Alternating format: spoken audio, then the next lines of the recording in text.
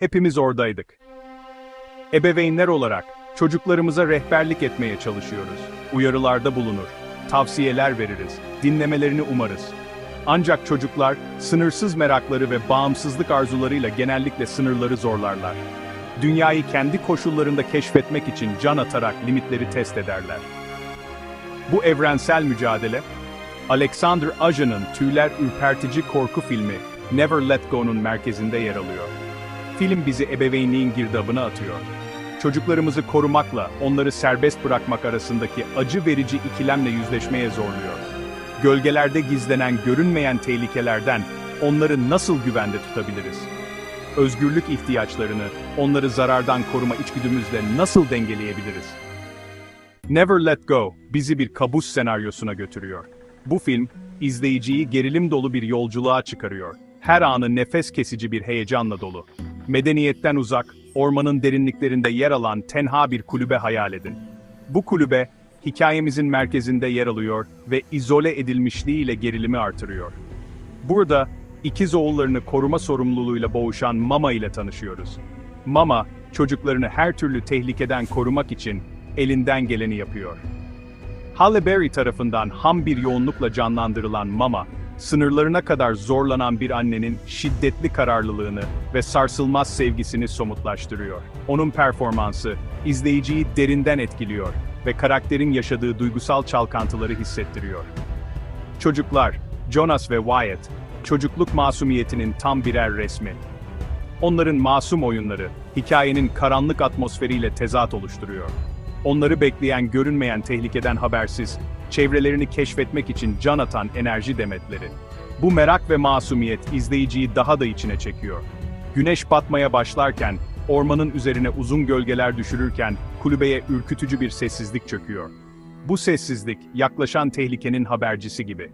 Bu tüylerinizi diken diken eden, gelecek dehşetin habercisi bir tür sessizlik. Ormanın karanlık ve sessiz atmosferi, izleyiciyi diken üstünde tutuyor ve her an bir şeylerin olabileceği hissini veriyor. Kulübenin izolasyonu elle tutulur hale geliyor. Her şeyden uzak bu küçük yapı, dış dünyadan tamamen kopmuş durumda. Kendi kuralları ve güvenlik duygusu olan dış dünya, milyonlarca kilometre uzakta hissediliyor. Burada doğanın ortasında her şeyin kontrolü kaybolmuş gibi. Aile tamamen yalnız, herhangi bir kurtarma umudundan yoksun. Sadece birbirlerine güvenerek bu karanlık ve ürkütücü ortamda hayatta kalmaya çalışıyorlar. Karanlık kulübeyi sararken ormanda uğursuz bir şey canlanıyor. Gecenin sessizliğinde her çıtırtı ve hışırtı yaklaşan tehlikenin habercisi gibi. Görünmeyen bir varlık, korku ve kırılganlıkla beslenen kötü niyetli bir güç. Bu güç, karanlığın içinden sinsice ilerliyor. Her an daha da yaklaşıyor. Varlığını ilk hisseden çocuklar oluyor. Onların masumiyeti bu karanlık gücün varlığını daha çabuk algılıyor. Rüzgarda bir fısıltı, gözlerinin köşesinde geçici bir gölge. Çocuklar, bu işaretleri fark ediyor ve içgüdüsel olarak tehlikeyi hissediyorlar. Ancak uyarıları sağır kulaklara çarpıyor. Ebeveynler, çocuklarının korkularını ciddiye almıyor, onları yatıştırmaya çalışıyor. İlk başta, Mama korkularını çocukça bir hayal gücü olarak görmezden gelir. Ancak çocukların ısrarı ve artan huzursuzluk, onu da endişelendirmeye başlar. Ancak varlığın pençesi sıkılaştıkça, korkunç bir gerçekle yüzleşmek zorunda kalır. Bu tarafa doğru kötü bir şey geliyor ve ailesini hedef almış durumda. Karanlık, her geçen saniye daha da yoğunlaşıyor. Aile, bu bilinmeyen tehditle yüzleşmek zorunda kalacak. Korku, kulübeyi tamamen ele geçiriyor. Aja güçlü bir görsel metafor kullanıyor, ipler. Bu ipler, hem fiziksel hem de duygusal bağları temsil ediyor. Mama, oğullarını görünmeyen kötülükten korumak için umutsuz çabasında katı bir kural koyar.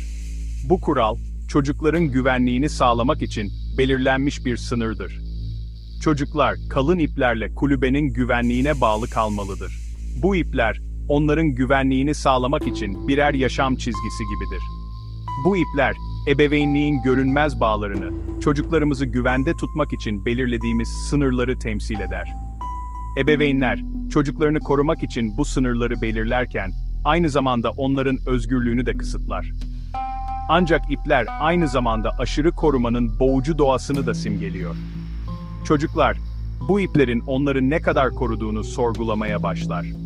Özgürlük ve maceraya özlem duyan Jonas ve Wyatt, bu kısıtlamalara karşı öfkeleniyor. Onlar bu iplerin onları ne kadar sınırladığını hissediyorlar. Hayatın sınırlarından kurtulmak, ormanın gizemlerini keşfetmek için can atıyorlar. Bu, onların içindeki keşfetme arzusunu ve özgürlük ihtiyacını yansıtıyor. Onların meydan okumaları, gençliklerinin tehlikeye aldırış etmemesi, her yerdeki ebeveynlerin karşılaştığı zorlukları yansıtıyor. Ebeveynler, çocuklarının güvenliğini sağlamak ile onların özgürlüğünü kısıtlamak arasında bir denge kurmak zorundadır. Ne kadar özgürlük çok fazla? Bu, ebeveynlerin sürekli olarak sorduğu bir sorudur. Koruma ne zaman boğucu bir kontrole dönüşüyor? Ebeveynler, çocuklarını korumak için ne kadar ileri gitmelidir? Bu, her ebeveynin kendi içinde cevaplaması gereken bir sorudur. 5. Bölüm, Bir Annenin Şiddeti, Halle Berry'nin etkileyici performansı. Halle Berry, mama rolünde müthiş bir performans sergiliyor. Yavrularını koruyan bir anne ayının ilkel vahşetini somutlaştırıyor. Çocukları için duyduğu korku elle tutulur. Her sahnede yüzüne kazınmış durumda. Ama gerçekten parlayan şey, onun sarsılmaz kararlılığı, dehşete boyun eğmeyi reddetmesi. Mama, başa çıkılması gereken bir güçtür.